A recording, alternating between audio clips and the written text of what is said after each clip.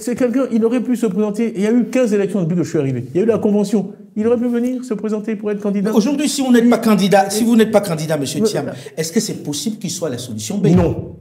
Non? Non.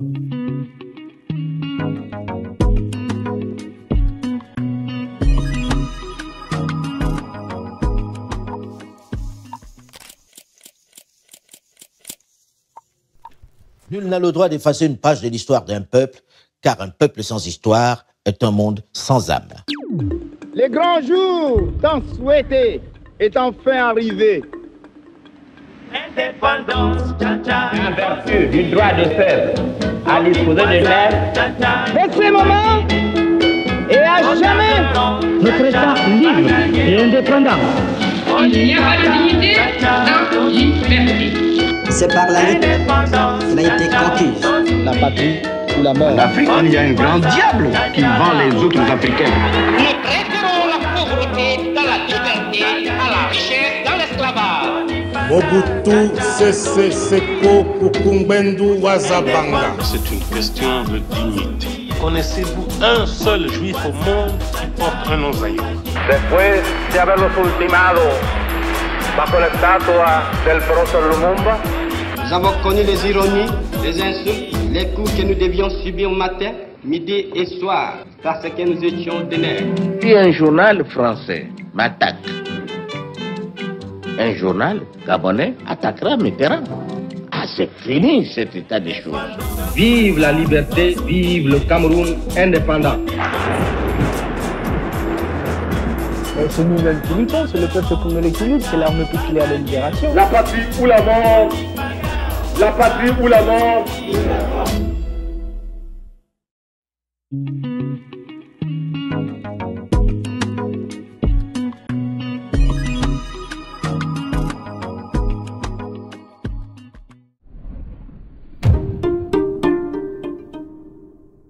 Au sein même de votre parti, je ne vais pas commencer au sein même de votre parti, monsieur Thiam, il y a Jean-Louis Billon. Oui, Dieu. Oui, ok, allons-y. Pourquoi, mon Dieu? C'est quelqu'un, il aurait pu se présenter. Il y a eu 15 élections depuis que je suis arrivé. Il y a eu la convention. Il aurait pu venir se présenter pour être candidat. Aujourd'hui, si vous n'êtes pas candidat, monsieur Thiam, est-ce que c'est possible qu'il soit la solution B? Non. Non? Non. Parce qu'on n'est pas au Sénégal. Que les gens arrêtent, qu'ils réfléchissent 2 minutes. OK? Au Sénégal, M. Sonko, M. Duma, au Sénégal, peut-être vous avez noté que M. Macky Sall n'était pas candidat. C'est pour ça que j'aime pas répondre aux questions hypothétiques. Donc, ce qui s'est passé, personne ne sait ce qui se serait passé au Sénégal si Macky s'était imposé comme candidat pour une 3e fois. D'accord? Le fait qu'il ne soit pas candidat a ouvert le jeu politique. On n'est pas dans ce scénario en Côte d'Ivoire. On est face à quelqu'un qui veut faire un 4e mandat anticonstitutionnel. OK? Donc, c'est pas le Sénégal. Est-ce que c'est anticonstitutionnel? C'est notre opinion. C'est une opinion parce que... Pour nous, 2 n'est pas égal à 4. Quand on parle mais en même temps, la nouvelle constitution part de 96. Il y a 2016, il y a quelques articles qui ont été modifiés. C'est pas une nouvelle constitution. Enfin, il faut être sérieux. En tout cas, moi, j'ai une réforme constitutionnelle que j'ai proposée. J'ai dit, on dira maintenant dans la constitution ivoirienne que de la naissance à la mort, aucun être humain ne peut faire plus de 2 mandats. Parce que, vraiment, l'arithmétique présidentielle africaine, le 2 elle n'est pas qu'africaine, on voit des choses aux États-Unis aussi le 4 qui commencent à... Moi, c'est pas comme ça qu'on m'a appris à compter à l'école. Donc, je vais proposer cette réforme où on dira qu'au cours d'une vie humaine, de la naissance jusqu'à la mort, aucun être humain ne peut faire plus de 2 mandats, qui soient séparés et successifs. Et on dira, si jamais il y a résurrection, il faudra qu'elle soit constatée par une équipe de médecins. Il y en a qui vont dire, oui, d'accord, mais je suis mort, je suis revenu. OK? On connaît leur imagination. Mais votre nom, assez ferme vis-à-vis de Jean-Louis Billon, traduit quelque chose. Il y aurait une fracture au sein du PDCI. Arrêtez. Il a les candidats. Arrêtez. Même Dieu n'a pas fait l'unanimité. C'est Mohamed Ben Salman qui... Arrêtez. J'ai eu 93% de participation, 99,8% de oui, mais si vous n'êtes pas candidat... Attendez. Donc, mais il faisait campagne contre moi pendant tout ce temps-là. 0,2%. Enfin, le PDCI n'est pas divisé. Le PDCI est uni derrière moi. Le PDCI veut que je sois président de la République de Côte d'Ivoire, point à la ligne. Pas M. Billon. C'est comme ça. Donc, il peut être candidat. Mais il peut être candidat. S'il a tellement d'audience au sein du PDCI, les gens du PDCI voteront pour lui. Il peut être candidat. Mais vous ne ferez pas campagne pour lui. Il ne sera pas le candidat du PDCI. C'est tout. Pour moi, c'est quelqu'un qui ne se comporte pas de façon adulte et responsable. J'ai jamais voulu parler de lui, mais tout son comportement depuis mon retour en ville. Parce que je ne le connais pas. Je l'ai rencontré une fois dans ma vie. Moi, je ne parle pas des gens que je ne connais pas. C'est un principe que j'essaie d'apprendre aux hommes politiques ivoiriens. Je l'ai rencontré une fois dans ma vie, en tête à tête, une fois, le 11 mars 2024. Ouais. Si je pose la question, c'est qu'on a vu au PPACI, il y a quelqu'un qui s'est déclaré candidat au cas où. Don Melo a dit qu'il sera candidat. Net après moi, Don Melo, c'est pas Billon, il a fait des choses pour la Côte d'Ivoire. En Côte d'Ivoire, pour être quand même crédible, je suis désolé, moi le 3e pont, là, je l'ai signé en décembre 99, j'ai fait la centrale d'Azizo, j'ai fait des écoles partout, tous les centres électoraux où j'allais, c'est des écoles que j'ai construites, des écoles BAD, des collèges, des lycées de Boundiali. Bon, les Ivoiriens, ils vous connaissent à travers des réalisations. Qu'est-ce que M. Billon a fait? Il est le premier employeur du pays, par exemple. Je vous parle de faire à la force du poignet, pas hériter. Je dis fait. Pour vous, il n'est pas à la hauteur. Pour être candidat du PDCI demain, au cas où vous n'êtes pas là. Il faut un track record. De gestion de la chose publique, de démonstration qu'on a l'intérêt général à cœur. Alors, vous faites une alliance avec Laurent Gbagbo. Demain, on dit Thiam n'est pas candidat. Non, lui, il a dit je ne rentrerai pas dans ces spéculations. Pour l'instant, nous avons demandé que tout le monde soit candidat. C'est ce qui est le mieux pour la Côte d'Ivoire. Et je me bats pour que ce qui est le mieux pour la Côte d'Ivoire se fasse. L'intérêt de la Côte d'Ivoire, c'est que tout le monde soit candidat. Il faut tourner la page. On ne va pas éternellement reprendre ceux qui ont mis le feu au pays et qui ont créé tous ces problèmes. On ne va pas éternellement les laisser prendre les Ivoiriens en otage. Aujourd'hui, les Ivoiriens ont peur. J'ai dit, un de mes objectifs, c'est de libérer les Ivoiriens de la peur. Sous moi, il n'y aura pas d'enlèvement extrajudiciaire. Je sais pas, à mon âge, je vais me transformer en dictateur. Vous paraphrasez le général de Gaulle sur ce coup-là. Vous avez 2 ans de moins. J'ai failli le citer. Et j'ai dit, il va dire, je suis français. Donc je me suis retenu parce que c'est très drôle. Voilà. Il avait beaucoup d'humour. Absolument. Quand il a dit, enfin, quand même, c'est pas... Bon, vous avez les mêmes références que moi. Les mêmes références historiques. Non, mais franchement... Je rêve d'une... Vraiment, et on a connu ça dans le passé. C'est aussi une chance et une tragédie pour la Côte d'Ivoire. C'est qu'on a connu cette paix de l'esprit. On dort chez soi le soir, il n'y a pas de commandos qui viennent enfoncer les portes. Malheureusement, il y a des gens qui se sont formés dans la rébellion et dans la violence. Et je dis, c'est comme un chien qui sait que mordre. Même quand vous essayez de le caresser, il vous mord. Donc c'est pavlovien. La violence verbale, l'agressivité... Tous ces gens qui Mais en même temps, vous appelez le 2 août les populations, vos partisans, à descendre dans la rue pour marcher avec le PPACI. On peut dire aussi, ça peut dégénérer. À chaque fois, il y a eu des tentatives d'infiltration. Vous êtes sûr que ça ne va pas dégénérer vu le niveau de tension sur la question? On fera tout ce qui est en notre pouvoir pour que ça ne dégénère pas. On n'est que des êtres humains. Jusqu'ici, on a eu des alertes. Vous savez, il y a beaucoup de patriotes en Côte d'Ivoire. Vous seriez surpris d'aller dans mon téléphone, de voir combien de rapports nous avons de policiers, de militaires, qui nous renseignent. Parce que, vous savez, l'Ivoirien n'aime pas l'injustice. C'est vraiment quelque chose de beau dans notre peuple. L'Ivoirien n'aime pas l'injustice. Et aujourd'hui, ils estiment que... Donc vous n'avez pas peur avec tout ce qui se passe, alors? J'ai toujours peur, bien sûr, que Tidjane Thiam et le PDC sont victimes d'une injustice. Donc, je vous dis qu'il y a eu des tentatives d'infiltration de nos manifestations. On sait même où ils ont pris leur faux pagne PDCI. Ils sont venus. Quand je parlais ici le 14 mars, il y a 20 gens du RDR qui sont venus pour me chahuter, dont le frère d'un ministre en exercice. Mais l'enthousiasme de la foule était tel qu'ils ont vu que si ils faisaient quoi que ce soit, ils couraient un risque personnel. Et ça, c'est ce que nous avons utilisé jusqu'ici. La mobilisation, l'enthousiasme de nos partisans, et on leur dit d'être vigilants. À chaque fois, on a fait parce qu'ils ont pénétré nos manifestations en essayant de créer des troubles. Je touche du bois. Jusqu'ici, par la grâce d'Allah, ils n'y sont pas arrivés. Et on fera tout ce qui est humainement possible pour éviter ça. Pour moi, la vie humaine est très précieuse. Ce ne sont pas des paroles en l'air. J'ai dit, je n'ai pas de sang sur les mains. Alors, on m'a dit que j'ai injurié les autorités actuelles. J'ai dit qu'ils ont du sang sur les mains. Mais on a des problèmes sémantiques. J'ai dit, moi, Tidjane Thiam, je n'ai pas de sang sur les mains. OK? Ça, et je ferai tout ce que je peux pour... Tidjane Thiam, aujourd'hui, on est à quelques encablures de ces élections présidentielles en Côte d'Ivoire, en octobre. Quand vous regardez le climat, vous n'avez pas peur qu'on l'on retombe dans les travers Je suis attristé, vraiment, mais ce n'est pas moi qui ai fait ce choix. Moi, j'ai fait ce que je peux en tant que citoyen. Je suis revenu dans mon pays après une longue absence, j'ai articulé des propositions, j'ai fait un diagnostic, j'ai été élu démocratiquement à la tête du PDCI. 3 fois, on m'a challengé, j'ai dû démissionner, j'ai été réélu. J'ai le soutien de mon parti, j'ai le soutien massif des Ivoiriens, bien au-delà du PDCI. Je suis arrivé à susciter un engouement. Ça, et j'ai été désigné candidat à la présidentielle et je me suis présenté à la présidentielle. Maintenant, il faut poser ces questions à ceux qui ont pris... Moi, je vais vous dire, ce qui me gêne le plus, c'est que en quoi je suis une menace ou un risque pour la Côte d'Ivoire? En quoi? Je suis un type qui a été CEO de compagnie, de fortune. Je ne suis pas un terroriste, je n'ai jamais tenu une Kalachnikov. Le niveau de toxicité et d'agressivité qui est déployé contre moi. Mais comment? Je n'ai jamais fait de tort à la Côte d'Ivoire. Quand je travaillais, j'étais patron du BNET, je n'ai fait que des projets positifs, des puits, des machins. Enfin, on me combat comme si j'étais le diable incarné. Alors quand on vous dit on vous combat... Alors je viens. C'est la défense des intérêts privés d'un clan. Il ne s'agit de rien d'autre. Il ne s'agit pas de l'intérêt de la Côte d'Ivoire. Personne qui croit dans l'intérêt de la Côte d'Ivoire peut croire que je suis une mauvaise chose pour la Côte d'Ivoire. Quel tort je peux faire à la Côte d'Ivoire pour qu'on me combatte? Je suis, depuis 18 mois, injurié. Cet imbécile de Banga qui m'injurie tous les dimanches sur NCI, l'autre idiot de Bamba qui dit que je ne paye pas mes impôts. Alors, justement, parlons-en. Des gens qui racontent n'importe quoi. Tiens, parlons-en. Pensez-vous que cette histoire de Suisse, où vous êtes condamné à payer à une de vos anciennes employées 234 000 et l'argent est sur un compte bloqué, on a expliqué, on a fait un communiqué. L'argent est sur un compte bloqué, on a une dispute. Bon, et c'est en train d'être jugé. C'est pas que j'ai pas payé, j'ai mis l'argent sur un compte bloqué. C'est une personne dégoûtante, c'est une personne qui a appris vendredi que mon fils avait un cancer, qui a dit dimanche, ce cancer-là, personne survit, et il y a trop de travail dans les maisons où il y a des cancers, je m'en vais. Et quand elle s'est rendue compte que qu'elle avait démissionné, elle n'aurait pas de droit, elle a subitement demandé à retrouver son job. Alors, mais pourquoi on vous a condamné alors si c'était ça? Mais parce que je ne peux pas obtenir de procès équitable en Suisse. Parce que la Suisse s'est convaincue que si leur banque a sauté, qu'à 150 ans, c'est la faute du noir qui l'a géré pendant 5 ans. Voilà.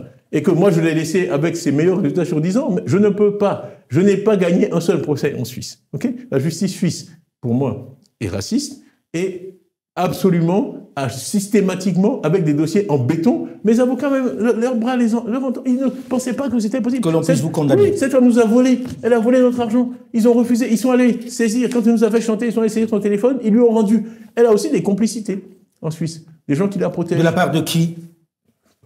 Non, vous pensez que la Côte d'Ivoire, ceux que vous accusez sont allés jusque là-bas? En tout cas, ils en font leur chou gras. Mais moi, ça m'est égal. Cette femme, c'est une ordure. Je vais vous dire sur la Suisse. Mon livre sort bientôt. On va en parler. Quand mon fils est mort du cancer, ils l'ont mis dans un tabloïd suisse avec sa photo en disant le fils du CEO de Crédit Suisse est mort. Depuis que la Suisse existe, ça n'est jamais arrivé. Je ne suis pas le premier CEO dont le fils meurt. Et pourquoi est-ce qu'il y a eu cette animosité vis-à-vis de vous? C'est du racisme. Alors, ce qui me déçoit le plus, moi, partout où des Noirs sont victimes de racisme, je les défends. Ce qui me déçoit, c'est que des gens de mon pays, alors que je ne suis attaqué que pour des raisons racistes, se fassent la chambre de résonance de ça et le multiplient. Eh bien, ce sont des oncles Tom. Ce sont des esclaves des Blancs et ce sont des oncles Tom. Voilà. Alors, il nous reste peu de temps, on va passer sur un autre sujet. Vous connaissez l'oncle Tom? Ça. Voilà. Voilà. Ce sont ceux qui applaudissent quand on s'en prend à un noir parce qu'il est noir. Tout à fait. Les nègres de salon, en gros. Voilà. Autre sujet. La Côte d'Ivoire a des voisins, le Mali, le Niger et le Burkina Faso, qui sont des pays de l'AES. J'ai pas beaucoup entendu Tidjane Thiam parler. J'ai parlé de ça plein. Alors, j'ai parlé du Conseil vous êtes président de la Côte d'Ivoire demain. Vous n'écoutez pas bien quand je parle. Il paraît que la Côte d'Ivoire.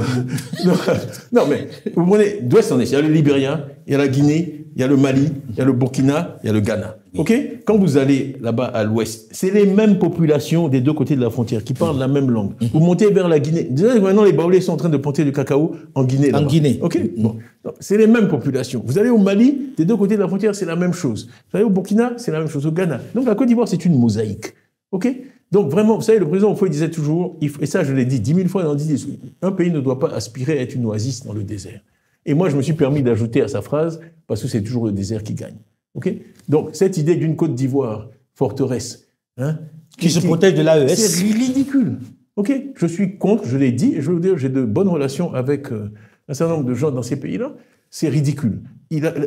Donc, il faut du président demain, il renoue les relations avec l'AES. On revitalise, bien sûr, le Conseil de l'Entente, mais bien sûr, on ne peut s'en sortir qu'ensemble. La Côte d'Ivoire sera toujours tirée vers le bas. Mais je vois, vous dites Conseil de l'Entente, vous dites pas AES. Mais c'est les mêmes pays. Mais ils ont créé leur entité. Oui, très bien, on travaillera avec eux. Ils peuvent l'appeler comme ils veulent, c'est leur droit. Ce que je dis, c'est que moi, j'ai vu le président Oufoué-Boigny payer les salaires de la Haute-Volta, des fonctionnaires voltaïques, avec de l'argent du contribuable ivoirien, plusieurs fois. Parce qu'il comprenait, Yaméogo, je l'ai connu à Yamoussoukro, tous ces gens-là, la Misana, ils comprenaient que tout ça, c'est un continuum. Ok? Il y a des gens qui sont venus d'Europe, qui ont tracé des frontières. Donc vous n'approuvez pas cette sanction vis-à-vis de ces trois États? Moi, je dis, il faut toujours dialoguer. Pourquoi? Dans les demandes qu'on a vis-à-vis du gouvernement, pas du RHB, donc il y a le dialogue. La Côte d'Ivoire, c'est le pays du dialogue, pas le pays de la Kalachnikov. C'est le pays du dialogue. Ok? C'est ça notre culture. Donc, on doit dialoguer. Okay? On doit dialoguer avec ces gens-là, on doit les écouter, on doit leur parler. Ça ne mène à rien. On ne peut pas faire une forteresse Côte d'Ivoire. Déjà, on n'a pas assez d'argent, on a des problèmes dans l'éducation, dans la santé, on a mieux à faire qu'aller acheter des drones à des pays développés avec des moyens qu'on n'a pas. Ok, tout ça parce qu'on n'arrive pas à s'asseoir et à discuter avec nos frères du Burkina ou du Mali ou de Guinée. C'est ça qu'il n'y a pas d'autre solution. Pensez-vous qu'il y a une propension en Côte d'Ivoire aujourd'hui avec le régime de traiter plus avec les pays occidentaux qu'avec les pays africains? Égal. Moi, vraiment, ce qui m'intéresse, c'est la Côte d'Ivoire. C'est que quand on parce qu'on entend en Côte d'Ivoire des gens dire que l'économie n'appartient plus aux Ivoiriens. Oui, ça, non, c'est sûr. Mais j'ai dit qu'il fallait promouvoir les entrepreneurs ivoiriens. Moi, ce que je connais, c'est le monde de l'entreprise. Et mon rêve, c'est de voir des entrepreneurs ivoiriens. Là, ça m'est égal, vraiment. Ce qu'il faut, c'est qu'ils soient implantés dans l'économie locale. Le président, les gens comme Bloorn, ils ont fait des choses extraordinaires en Côte d'Ivoire. Moi, vraiment, je suis dans une vision américaine des choses. Okay, vraiment, tous les talents sont le bienvenu, ils peuvent venir de partout. Tant que les gens sont là, qui s'attachent au pays, qu'ils investissent dans le pays, tant mieux. Et bien sûr, également, des Ivoiriens. Mais c'est un... J'ai toujours dit, voilà, il faut donner la priorité aux entreprises nationales. Moi, j'ai été à la tête de grands groupes internationaux. Quand on regarde les pays, je dis, c'est comme quand vous visitez une planète en science-fiction, avant d'aller enlever votre scaphandre, vous allez voir s'il y a de la vie locale. S'il n'y a pas de vie, vous allez garder votre casque.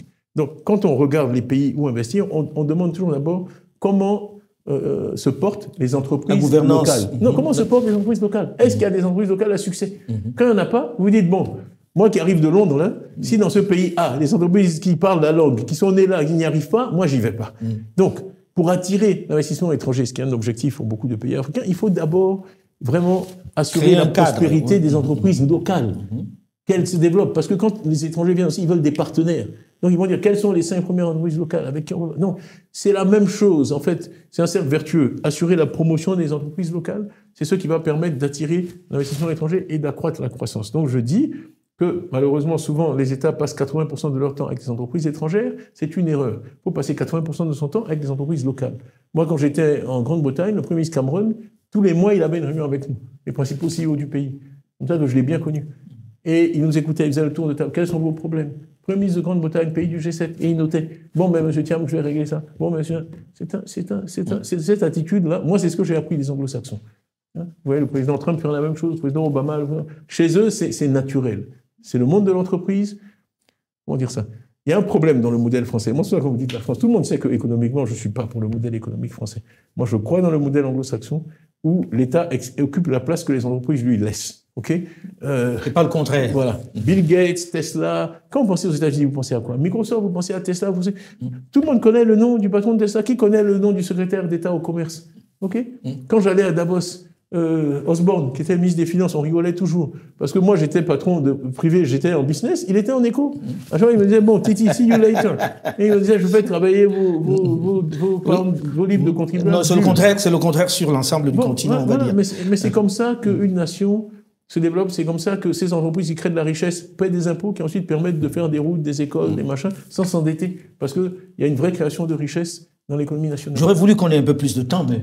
on a fini déjà? On a fini déjà. Le temps passe vite avec vous. Bon. En tout cas, j'espère que ceux qui nous ont regardés ont eu des réponses à leurs questions. Et puis, bon vent dans cette aventure. Que Dieu vous entende. Et bon courage aussi, parce que ce que vous faites, c'est important d'informer l'opinion et de poser les bonnes questions. C'est vraiment important. Donc, je vous remercie pour le temps que vous m'avez consacré à mon pays aujourd'hui.